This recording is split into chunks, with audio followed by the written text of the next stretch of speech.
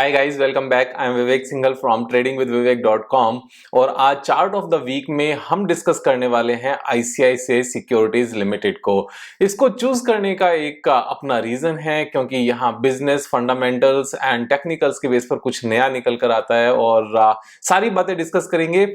आज के इस टेक्निकल जब हम एनालिसिस करेंगे, इस टेक्निकल एनालिसिस में एक न्यू ट्रिक मैं आपको बताने वाला हूं to identify a moment, a time, उसके बाद से जहां एकदम से काफी अच्छी तेजी आ सकती है। तो कुछ कैंडल स्टिक पैटर्न्स हैं, एक कॉम्बिनेशन है, उसको जब हम ध्यान में रखते हैं तो उसके बाद से इमीडिएटली वहां से ऊपर जाने के चांसेस ज्यादा होते हैं। तो सारी चीजें समझते हैं एक बार। सबसे पहले अगर हम यहाँ पर बिजनेस की बात करने लगे तो बिजनेस को समझने का, अंडरस्टैंड करने का सबसे अच्छा तरीका होता है कि उसकी ऑफिशियल वेबसाइट पर जाया जाए। वहां जहां बिजनेस सेक्शन होता है वहां उस चीज को समझा जाए। तो ये रिटेल बिजनेस में है, मींस ब्रोकिंग हाउस है। Equity, derivatives, currency, margin trading, funding, commodities, global investing. Global investing में यहाँ पर जो यूएस स्टॉक एक्सचेंज में हम लोग ट्रेड कर सकते हैं उसका जिक्र किया गया है।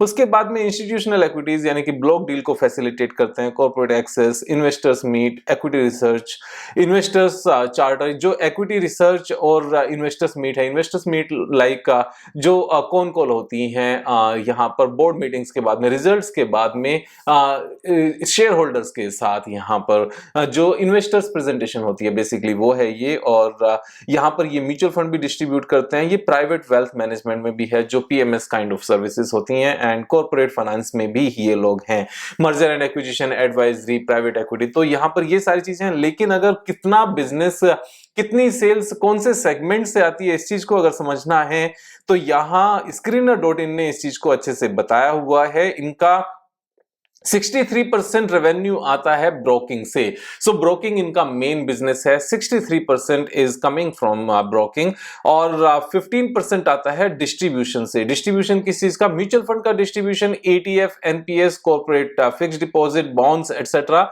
एंड प्राइवेट वेल्थ मैनेजमेंट से 16% है, जिसको पीएमएस कहते हैं, पोर्टफोलियो मैनेजमेंट सर्विस। एंड उसके बाद में यहाँ पर सर्विस जो प्राइवेट वेल्थ मैनेजमेंट है उसमें लिखा हुआ है servicing high net worth clients by providing innovative products and solutions across their investments, business and allied needs। तो इसमें एडवाइजरी भी इनकी आती है। एडवाइजरी अलग से भी मेंशन है, issuers and advisory services 6% of revenue in FY21। तो ये पूरा इनका रेवेन्यू मिक्स है। इससे हमें पता चलता है कि कितना बिजनेस कौन से सेक्टर से, कौन से सेगमेंट से कितना बिजनेस इनका आता है। और मार्केट पोजीशन में company has 8.9% market share in the equity segment and 3.2% market share in derivative segment. तो डेरिवेटिव्स में यहाँ पर सिर्फ 3.2% है, जबकि इक्विटी में 8.9% है। मेरे ख्याल से इस चीज को ध्यान में रखते हुए कंपनी ने जो एक नया यहाँ पर नो ब्रोकरेज प्लान निकाला हुआ है, खास तौर से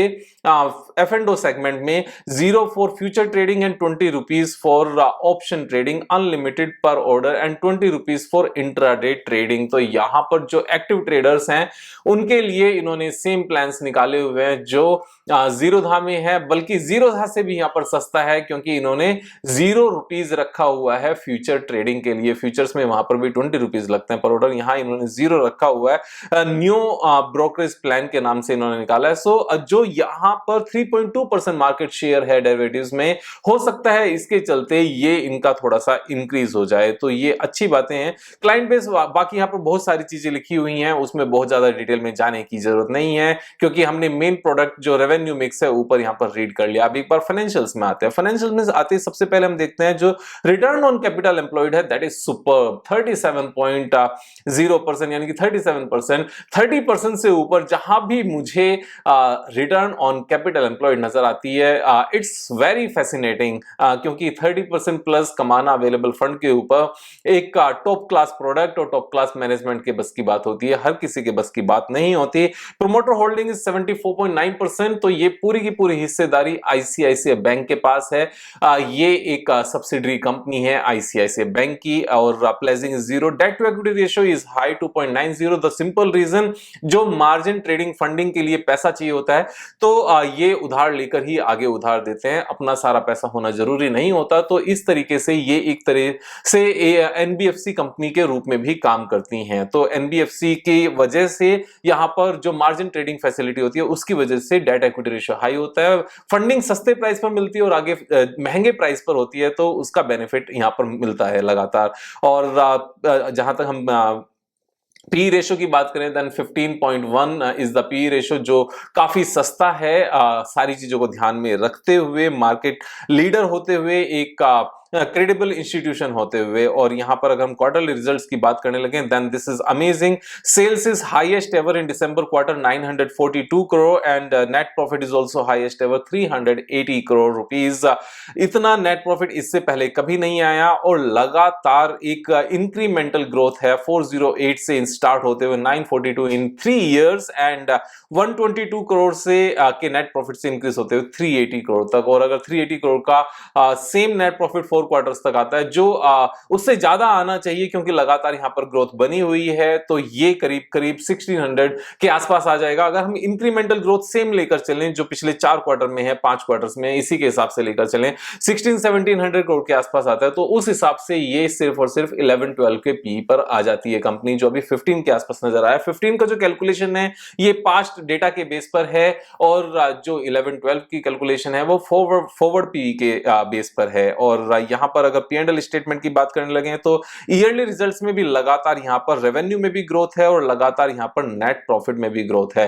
तो ये सारी चीजें बहुत अच्छी हैं। टेक्निकली यहां पर हम इस चीज को देख चुके हैं। अगर शेयर होल्डिंग पैटर्न को देखें तो पब्लिक के पास 10% हिस्सेदारी है, बाकी यहां पर प्रमोटर्स के पास है 75% मैक्सिमम हिस्सेदारी प्रमोटर्स के पास है और आईसीआईसीआई बैंक ही इसका सोल ओनर है एक तरीके से। तो हम इस चीज को देख चुके हैं। अब इसके एक बार टेक्निकल चार्ट पैटर्न पर जाते हैं। टेक्निकल चार्ट पैटर्न पर जब हम जाते हैं, सबसे पहले एक बार देखते हैं कि ये कौन सी सपोर्ट पर यहां पर अवेलेबल है। तो जहां तक सपोर्ट की हम बात करते हैं तो ये एक सपोर्ट है जहां इसने पहले भी सपोर्ट ली थी और उससे पहले ये एक रेंज बाउंड भी यहां पर ट्रेडिंग रही थी। तो ये एक अच्छी खासी सपोर्ट है। ये पहले रेंज बाउंड ट्रेडिंग थी सेम लेवल पर, उसके बाद में सेम लेवल पर इन्होंने यहां सपोर्ट लिया और अभी भी यहां पर ये सपोर्ट है, सेम लेवल पर सपोर्ट है। अब बात करते हैं कहां से टूटकर नीचे आया है। इसका जो हाईएस्ट लेवल था दैट वाज 895 और ये हाईएस्ट लेवल बना था अक्टूबर में। अगर हम निफ्टी की बात करें तो निफ्टी में भी जो हाईएस्ट लेवल बना था वो अक्टूबर में ही बना था, यानी कि इस शेयर ने तभी से नीचे आना शुरू किया है जब से निफ्टी ने आना शुरू किया है सेम टाइम से। तो अपने आप स्टॉक में एज सच कोई कमजोरी नहीं है, जितनी भी वीकनेस है वो because of overall market has come down, वही एक रीजन है। अब मैं आपको एक दूसरा पॉइंट बताता हूं जो यहां बहुत इंपॉर्टेंट है।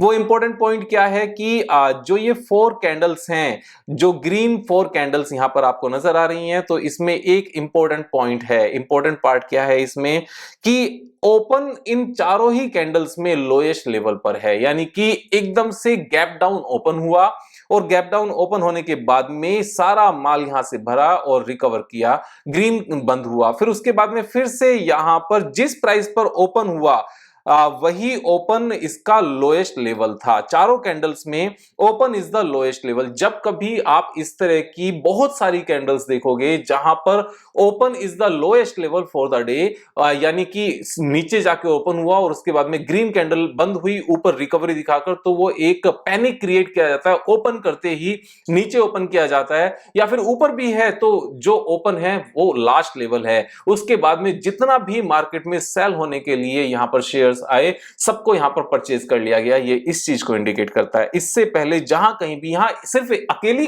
अगर ये सिंगल कैंडल होती तो उसका इतना इंपैक्ट नहीं होता।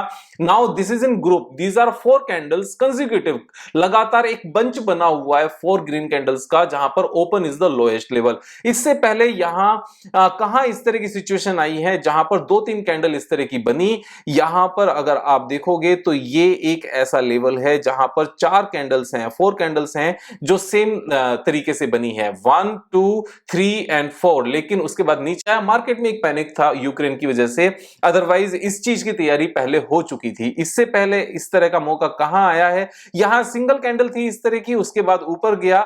इससे पहले यहां पर भी ये कैंडल थी, ये थी, ये 3-4 कैंडल्स का एक यहां पर बंच था। अगर आप देखोगे दिस कैंडल, उसके बाद में this candle and this candle, ये 3 कैंडल्स थी। उसके बाद में यहां से एक रैली दिखाई दी। उससे पहले कहां इस तरह का सिचुएशन आई, एक बार देखते हैं हम लोग। मैं एक बार इसको क्लीन करता हूं। हम पीछे गए, पीछे जाने के बाद में इस तरह की सिचुएशन, आप ये देखो, ये 4 कैंडल्स हैं। These are 4 candles having the same situation. Open नीचे हुआ एंड जो ओपन था that was the lowest level. जहां ओपन और लो सेम हो एंड कैंडल ग्रीन हो, वो कैंडल ग्रीन ही होगी जहां पर ओपन और लो बिल्कुल सेम होगा। उसके बाद में यहां अगर आप देखोगे तो एक रैली नजर आई है फिर से। और इससे पहले अगर हम जाएं एक बार देखें इसको कि इससे पहले कब हुआ, मैं फिर से आपको दिखाता हूं। ये चीज पहले, इससे पहले भी नजर आएगी। और हम पीछे जाते हैं, पीछे जाके हमने देखा ये एक बंच है इस तरह का, 1 कैंडल 2 कैंडल 3 कैंडल, ये 3 कैंडल्स हैं लगातार यहां पर एक ही एक क्लोजर ग्रुप में। उसके बाद में एक रैली आई और इससे पहले यहां ये 3 कैंडल्स हैं 1 2 3 लगातार, उसके बाद में एक रैली आई। तो जब भी इस तरह का सिचुएशन बनता है उसके बाद में रैली आती है। यहां देखो 1 कैंडल 2 कैंडल 3, ये 2 कैंडल्स हैं इस तरह की, और इससे पहले this candle and this candle, ये बंच के बाद में एक रैली नजर आई है। इससे पहले कहां पर था, यहां 1 कैंडल थी, ये 1 ही थी, सिंगल थी, सिंगल को छोड़ देना चाहिए। जहां बंच नजर आए इस तरह की कैंडल्स का, उसके बाद में जनरली, और ये सिर्फ और सिर्फ इसी स्टॉक की बात नहीं है, ये किसी भी स्टॉक में इसी तरीके से चीजें काम करती हैं, क्योंकि ये स्ट्रेंथ की निशानी होती है कि मॉर्निंग में नीचे खोला गया और उसके बाद में सारा माल भर लिया गया। अगर आप यहां पर देखो, ये 3 दिन लगातार इसी तरह का सिनेरियो रहा आफ्टर ए फॉल। तो यहां पर ये 3 कैंडल इसी तरह की बनी और उसके बाद में इसने मुड़कर नहीं देखा, there is a huge rally लगातार। तो यहां पर टेक्निकल्स को सीखना बहुत जरूरी है। मैं लगातार कहता हूं, जितना ज्यादा हम टेक्निकल्स को सीखेंगे उतना समझदारी से काम कर पाएंगे, उतना समझ से काम कर पाएंगे। वीडियोस को डिटेल में देखना, अपने नोट्स बनाना, और नोट्स बनाने के बाद में उसका बैक टेस्ट करना बहुत ज्यादा इंपॉर्टेंट होता है। इन चीजों के बिना बात बनती नहीं है। तो हमें यहां पर समझदारी दिखानी है। समझदारी किस बात की? सीखने की और सीखकर इंप्लीमेंट करने की, और दोस्तों के साथ शेयर करना है, क्योंकि अकेले रिच बनने में कुछ नहीं रखा। सब रिच बनेंगे तो यहाँ पर देश भी अच्छा होगा और हमारी सोसाइटी भी अच्छी होगी, हमारे रिलेशन स्ट्रांग होंगे जब हम सब लोग सीखकर अच्छे से काम करेंगे। कल फिर मिलेंगे एक नई वीडियो के साथ, तब तक मजे करो यार। Thank you so much, have a nice day.